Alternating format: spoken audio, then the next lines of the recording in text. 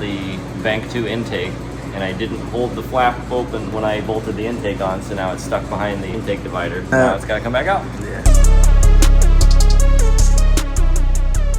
So there's a lot on this build we still have to figure out. For example, there's a lot of coolant lines on this engine that we don't necessarily know where they go, but fortunately I still have the Bentley that it came out of. Fully assembled, so I can reference it. So coolant line, coolant line, coolant line. This one is a coolant line. There's another one, another one, another one, another one. And then there's 4 more on the left side. So we just have to figure out where they all go, which ones can get blocked off, and which ones can be rerouted, what needs electric pumps to operate, you know, for like after run pumps. On the exhaust side, so we still have to fabricate the Y where the rear 3 cylinders merge into the front 3 on the passenger side. So this pipe is gonna come up and merge in just after this oxygen sensor. So this is just gonna be a little guy right here. And then we gotta do the same thing on the other side. But we've got the turbo fitted up. So we've got 4 oxygen sensors on this. So we're using the new Max ECU Gen 2 that just dropped a couple weeks ago. I am hoping they come out with a race ECU right now. I'm hoping they come out with a Pro Gen 2, but right now they just have the race Gen 2, but it supports the Bosch 5.2 LSU sensor, which is a pre-turbo oxygen sensor as opposed to the 4.9 and 4.2. Oh, there's a lot of numbers to keep track of. So we've got 4 oxygen sensor. So we're measuring air fuel ratio on the front 3 and rear 3 on each bank. So we've got 4 oxygen sensors there. We've got EGTs. If you come down here, got EGT bungs for all 12 cylinders, so we can monitor that. We've also got a bung for cylinder pressure. And then we also have an oxygen sensor bung for left and right bank pre-turbo. So once the tuning is finalized and we're happy with it, we're probably not going to keep all 4 oxygen sensors on the engine because the ECU it doesn't need that much data, and the sensors are pretty expensive. So once we get everything tuned on the dyno and we're happy with it, we're going to convert it to just 202 sensors to measure bank by bank, and then still have the EGTs in for safety. And so if something goes wrong, it leans out or whatever, we can kill power. These are the Garrett 750 horsepower intercooler cores. Apparently they serialize them as well. We had a couple different plans. Originally we were thinking of mounting them somewhere around here. We'd have a tank coming in, a tank coming out to the throttle body, but space on the strut towers becomes a little bit tight. So what we're probably gonna do is we're probably just gonna cut and weld these directly into the tank. So we're just gonna, I don't know if it's gonna end up farther forward or farther back. We have to start cutting to see where it looks good. But this is probably gonna be our intercooler solution, and we'll build a tank for this side and move the throttle body to the rear and then mirror that whole setup for the other bank as well. Each of those Garrett cores are rated by Garrett for 750 horsepower. Our target is for 1,000 wheel horsepower, so we have plenty of charge cooling. We're gonna run either 3¼ inch hose to each intercooler core or 1-inch hose for water, and then we're gonna use the BMW CWA 400 pump that's on like the N54 BMWs. We're gonna use that water pump to feed the intercoolers. So we'll have a variable pump speed for that, so we're not just cranking at full speed all the time. What I'm excited about is, let me show you this. We've got 4-inch exhaust pipe. We were thinking we had to go originally with 3-inch. We thought we originally had to go with the 3-inch down pipe and then we'd convert it up to 4. But then once we got the hot side pipes done on the turbo, we're gonna change what we're doing a little bit here. So when we did the same turbo on my RS3, we ended up cutting this whole back section of the factory V-band off this turbo, and we put a 4-inch pipe directly onto it. We actually welded the pipe in my RS3 straight to the turbo, but on this one we're gonna weld a V-band to it so it disconnects. So this 4-inch pipe fits down in here pretty nice. So we're not gonna have any kind of space problems to just put a full 4-inch all the way out on it. The only thing I'm not a huge fan of is we're running 14 gauge 4-inch stainless. This shit is gonna be heavy. But the supplier I was buying this from when I got these bends, they didn't have 16 gauge, so we went 14 for the whole thing. But it's not gonna crack. Yeah. I promise you that. She's gonna be nice and solid. We're starting to get to the point where we're gonna have a list in a big build. You know you're getting close when you see a sheet of cardboard with a bunch of stuff crossed off. We're not there yet, but we're starting to get close. It's things like, I gotta order a new set of control arms. Like all these bushings are torn and messed up. In the process of doing this whole job, we accidentally hung the thing down too far and it broke the ride height sensor, so I gotta get new sensors for the front. A bunch of little stuff we gotta do We still have to get this, we have a prototype test fit in here. There's a spacer that goes on here to hold the bearing support for the CV shaft. So we have to change that to a different style for the Bentley transmission because it's shaped different. And then we still have to do a drive shaft, custom drive shaft. And there's a lot of stuff to do still. Custom AC lines, like the AC compressors down underneath this manifold. I don't know if you can see down where my finger is. So we got to make custom AC lines to come up forward so we can still have working air conditioning. Can't have all this car and not have air conditioning. Can't be sweating out when you're driving around. You know? It'll be cool. I'm excited. And then we got Kev's engine here, just waiting to go back together now. Some of the parts in from Silly Rabbit. He was nice enough to send us over some manifolds with some functioning position sensors for the intake flap. It's just a shame we got to do all this because of a bad sensor. You know what doesn't have intake flaps? That W12. But that fuel economy on that W12 is bad. Oh. They're terrible on fuel. We've got a fault code for basically charge air plausibility. Figure out what's going on. We did a smoke test on this, try to pressurize the intake system, see if we could find any leaks. And we did find a couple leaks, but see if we can find anything else because primarily this was in for a misfire. Ended up being some spark plug problem and some coil problems. Had a used oil on the shelf and threw that in, and that took care of the misfire once we regapped some of the spark plugs. if you want to pressurize on this side, nothing fits or blocks this off very well. That cone goes in here. Seems to work okay.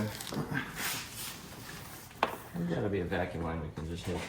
Where did they all go? Didn't the N54 have just lines everywhere? No, there's a vacuum pump on the back of one of the accessories here. Probably driven off the chain, I would assume. I don't really know too much about the motor. The wire loom on these harnesses down here, you probably gotta get on my phone here to see it. You see where that, right here, the loom is all gone on this wire. Yeah. So you just got power wires just laying on the body or laying on the engine, and it's all over the place. So all this plastic stuff is so brittle. It's just crazy to me that that's a problem, and we live in the north where it doesn't even get hot. Like if you're in the south, you're in Arizona or Florida, man, these things just gotta be wiring nightmares. Fucking stream goes in a different spot every time I squeeze this thing. It's so weird. I don't understand that. Why is that the first thing to get pressure? Yeah, I had to block this, and then it started creeping out of that hard bellow pipe over there. Oh, coming out of the coal bottle? Well, that's fun. Wait until that gets a little thicker and then we'll plug. That's just this whole pipe, right? Yeah. That's... Oh, it's going down into this valve here too. Coming out of that hose. If I do this, now it comes out of this. That's coming out of here. That's a pretty significant leak. I mean, it's got all that leaking out at 0 psi. We're trying to smoke test this thing in the throttle pipe or the intercooler pipe, charge pipe, whatever you want to call it. There's all kinds of gouge marks and shit in all these grooves, and we're not able to get this thing to seal up. You can crank the hell out of it, and it's just still leaking. I didn't realize somebody had already been in here and did a number on it. It's like, man, some people just shouldn't have tools. This is a hard plastic pipe that clamps onto a hard plastic pipe with no rubber insert or any way for it to actually seal. And that's the acceptable way to do it for BMW. This isn't even a new car. This has been done. I don't think they build them like this anymore. I think they learned their lesson. So the real topic is, what would you expect to see from another shop as a fix and repair for that, right? That's an excellent question. Masking tape, duct tape, electric tape. Yeah, electric tape is the fix.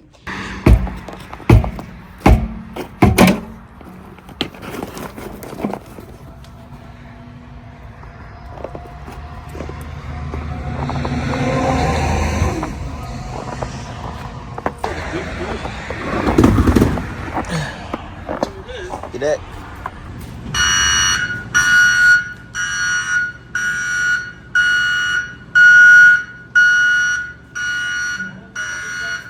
Saying the last 3 cars that got towed in here are BMW. You gotta lower the deck. No. We're close. It's slick on that deck right now. Oh, I didn't know if you were sliding. I was like, why did it don't move? I'm trying. I'm talking. No. You know what's weird? Twin power turbo. The last time I saw one of these, it was a 4-cylinder. I was told, we're bringing you a car, it needs a computer. They didn't state what specific computer. They said it doesn't start, it needs an engine computer. Okay. So, I don't know. I don't know anything more than that. Well, who's got the worst battery charger in history is this thing right here. This early DeWalt charger, it just doesn't charge batteries. So we're hooked up to a car now. Right? There's 3.5 volts. It's a bad battery, or at least a dead battery in the car. It got towed in, they're probably cranking on it. Battery's dead. Let's charge it. So it'll start charging, and then it'll stop and just say reconditioning. And that's what it does. I need a battery charger that'll just push electricity into a battery. It's just the most frustrating thing you can deal with. Just having something that just doesn't work. I bought a C-Tech, a really expensive C-Tech charger. It was like $800 and it died after 2 months. Like, what are we supposed to do? Get some light in there. Yeah, we got about a quarter of that full.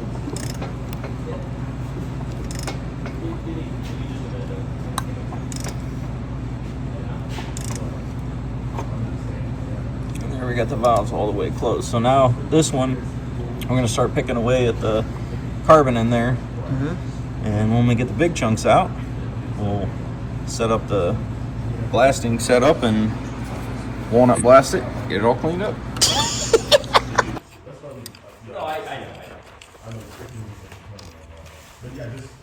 Yeah, for a couple of seconds already. That's a lot of nastiness.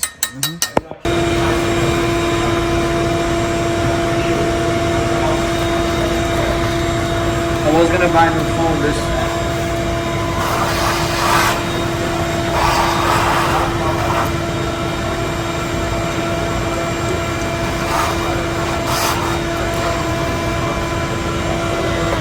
Gotta keep your work area clean with that carbon, man. That stuff gets all over your shoes, all over your hands. It's nasty, sticky. This is crushed walnut.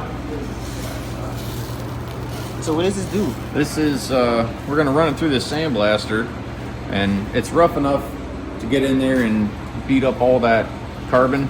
And it also, if you mess with it, you see it really dries out. So it sticks to all that carbon and kind of dries it up and helps get it out of there. Versus when we were trying to pick it and you see how sticky it is, nasty it is.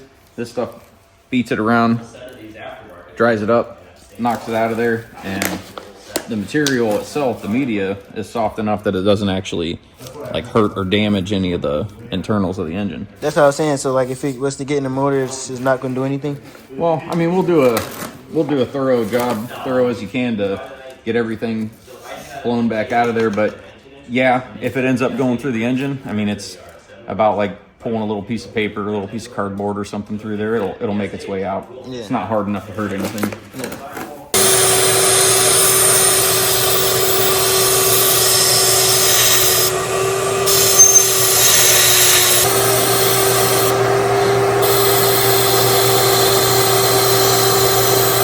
How fast that goes? Oh, way different.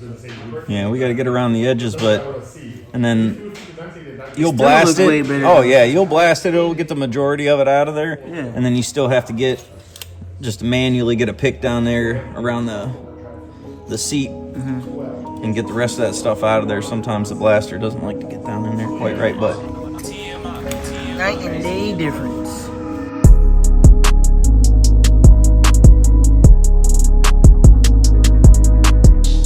Yeah, so there was a broken ground strap from the transmission to the body, and a broken ground strip from the exhaust to the body. I suspect that there's a third one.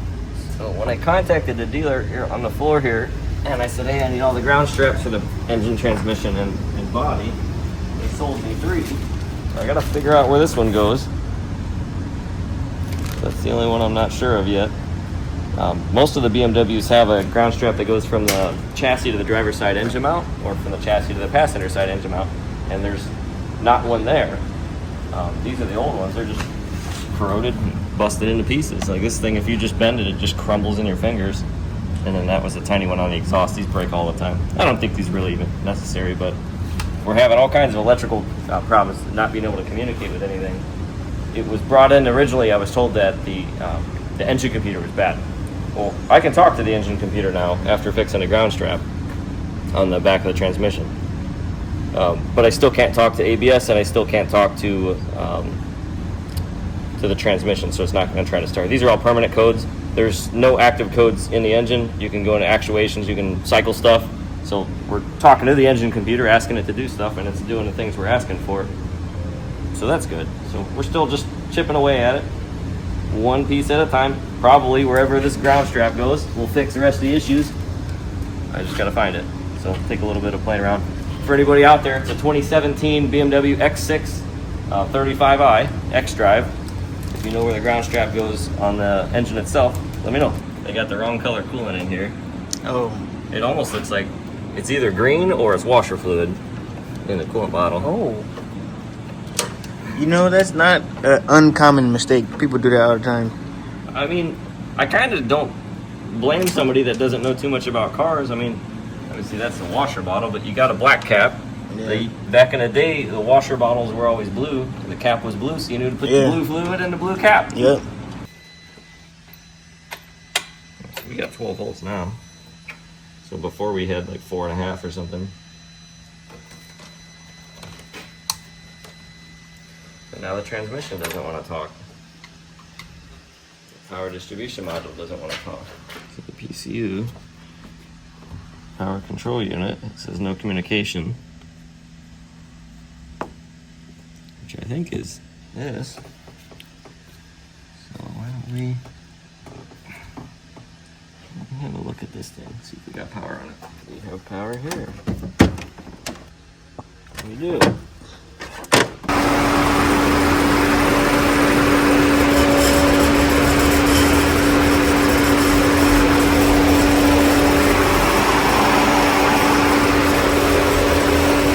This fine? No check engine light.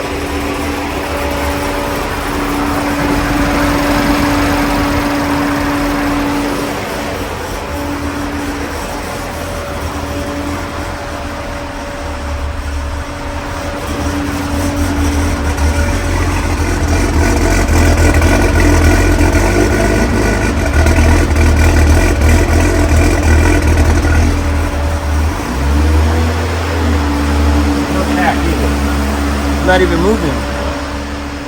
Still stuff going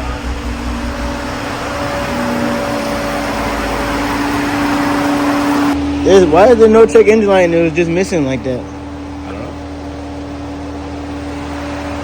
It runs, and it runs terrible. No check engine light. No codes.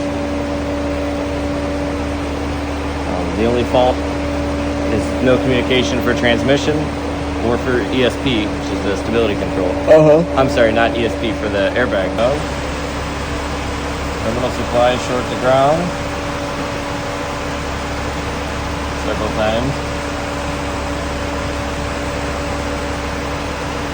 Drive safety function.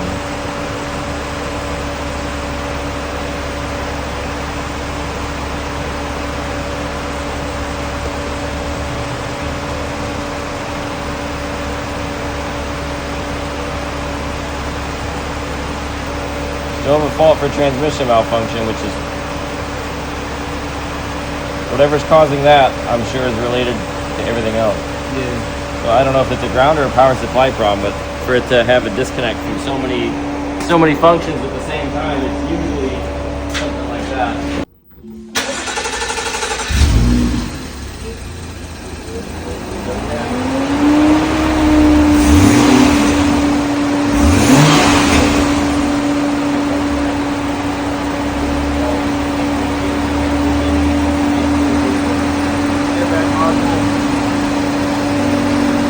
Circuit fault all over the place. It runs.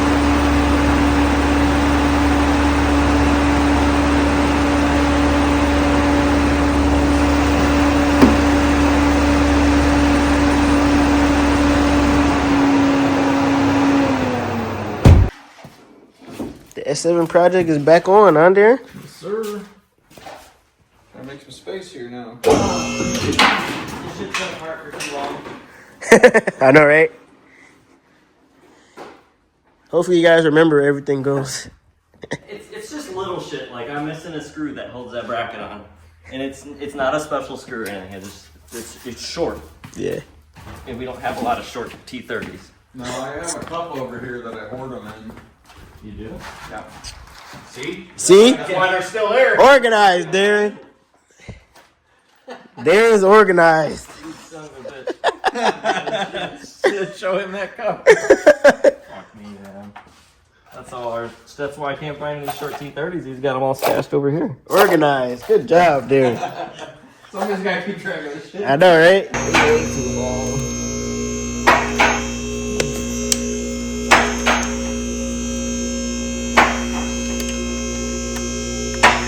Right now we're just doing some cleanup. The combi valves that are in the front for the secondary air, we need some custom block off plates for.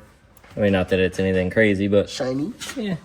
I accidentally grabbed some polished stainless plates, so at least they look nice. Yeah, they look amazing. You put the JXB block offs in for the COD delete. It would be nice if JXB had the O-ring part number on their website. Would just kind of simplify it, or if they just had a note, hey, O-rings not included, please order these with kit. So that way it's not Sunday afternoon and you're like, oh, all I have is these original rock hard O-rings I can't use. The plugs fit really nice though. Just it'd be nice if they had a note that we needed to order O-rings. Yeah. No big deal. We went to the hardware store and grabbed some. Anything else? Well, we're gonna have this thing should be ready to go in the car here pretty soon. It's really just bolt the intercooler on, set the PCV back up, swap out these wastegates. We got a new PCV, right? Yeah, we got a new PCV. So right now we're just trying to clean up some wiring, and I went through, I opened all these up and capped off all the wires, cut them down, so it just kind of makes it nice looking. Not bolted back down yet, but I gotta just tweak some stuff in there. You changed the spark plugs already? No, no, I don't think we did. This would be probably a pretty good time to do it. Is this PCV? Yeah. Ooh. Like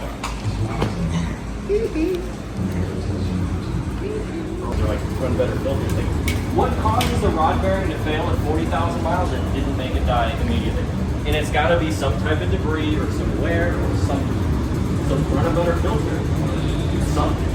I know the Audi dealer told Danny Chaban, I feel like they might have said something too similar, that they won't even sell the 3-liter cars.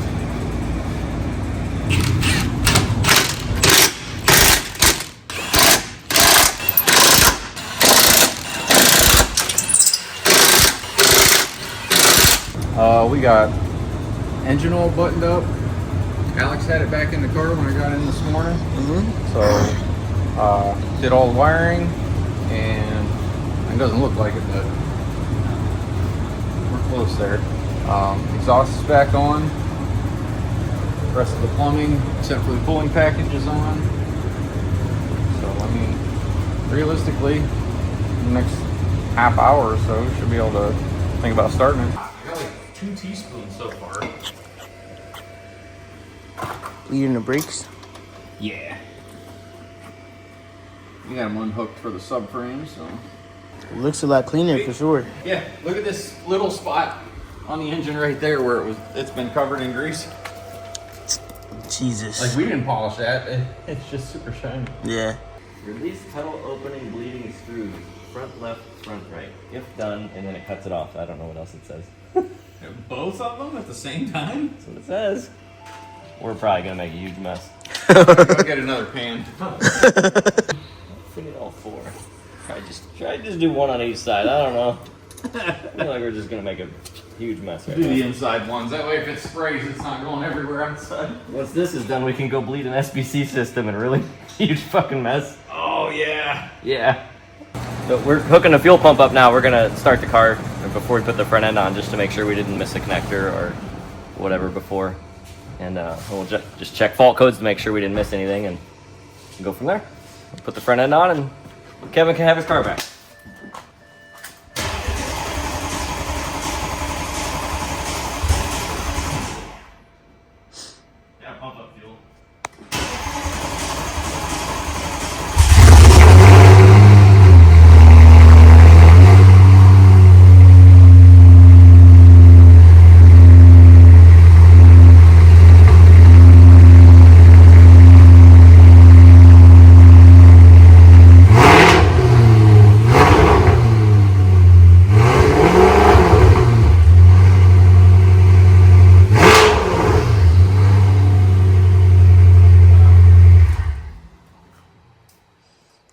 Still sounds better than the N63 that's outside.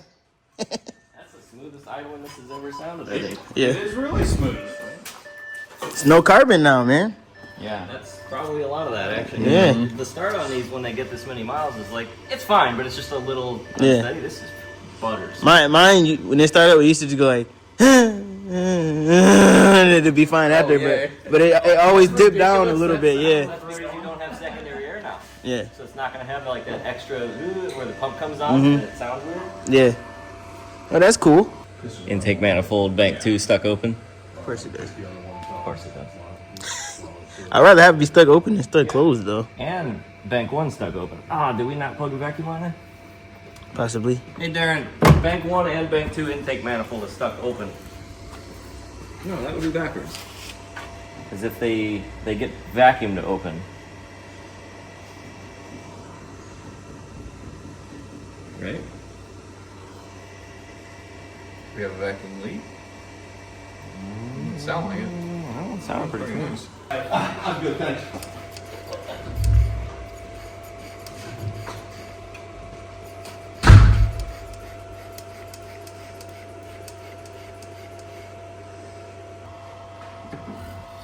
Starting. Okay.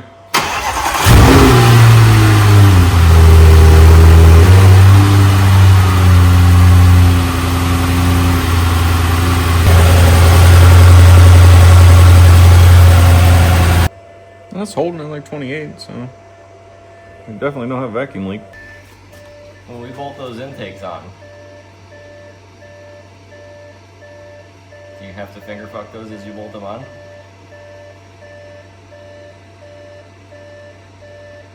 Like the 2 liters? You know, on the 2 liters they have to be pulled, or the 3 liters have to be pulled and so they sit on the metal flat. Yeah. I had the one side was, I zip tied it closed so I didn't forget. I definitely didn't do that on the other side, but we've got faults on both sides. It says they're stuck open. Stuck open is the vacuum holds them open, so if that were the case, they would be stuck shut. They would have been stuck closed, yeah. Didn't we learn Because that? they would have been on the wrong side of the flat. Right. Oh, I hate that you can't get to any of that to actuate it by manual. You know what's funny? What? My side's still zip tied. Alright. So we take that zip tie off. Then they can function. Well, I didn't zip tie it when I put that together at all, so I don't know if it's even gonna move. I might have fucked that up.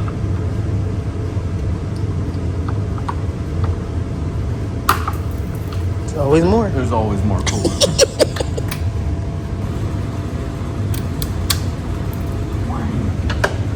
Alright, well, that should be one side. 80% and now it's at 2%. So that makes sense. Intake manifold rudder control 2. Driver's signal bank 2 is still showing 0%.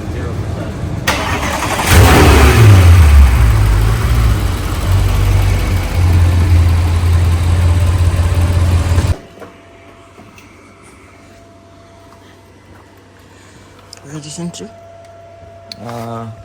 This is the, you can see the round part in here. That's the actual sensor, and this is the plug and the pigtail off of it. Yeah. I unhooked the T off of this solenoid, or off of this flap actuator, and tried to hit it with some vacuum, see if I can make it do something. It just won't build a vacuum. Yeah, so The other side is just on 0. Can we get to the connector for the other one? For bank 1? Or, sorry, for bank 2 for this one? Can we pull it and just check? Yeah, there's a signal, so don't test for that one. Just try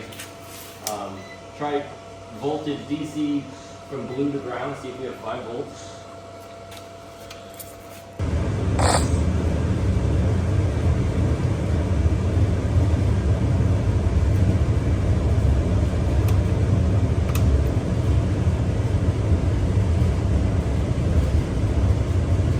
no, it's got millivolts on blue. There was a reason something wasn't hooked up. I saw a frayed wire on something before. I don't think it was that sensor. What was it?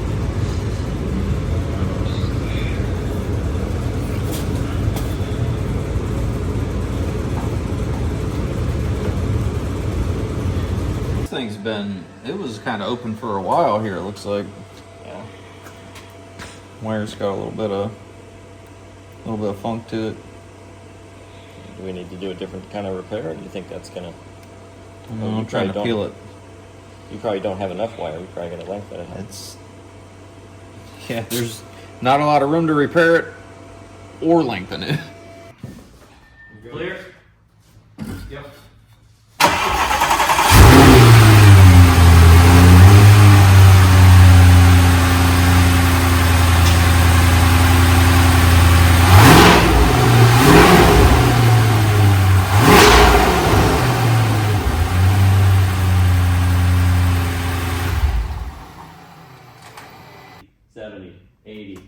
So the wiring's fine. Okay. So maybe that sensor is just fucking in upside down or something? That's this whole thing off. Yeah, it sure is. On the plus side, there's no secondary air combi valves in the way, so it's actually really easy to pull that off. Yeah. I think it's actually just these bolts and these two hoses and this hose. Oh, I'm sorry, the hose on the bottom.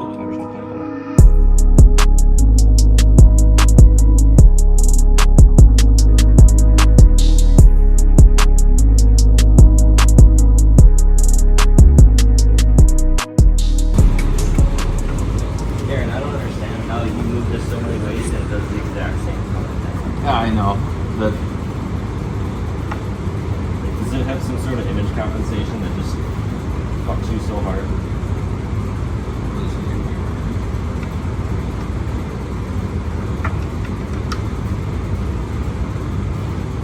yeah, there's the one.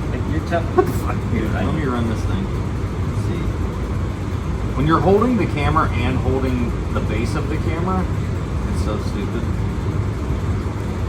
So all they had to do was trim a tiny amount off that plastic so that Yeah, so it can move. Yeah. There's the. So this plastic is on top of that metal insert, which means that the flap can never close. I'm sorry, can never open. On top of that, we also have a bad sensor. Wow. That's so shitty.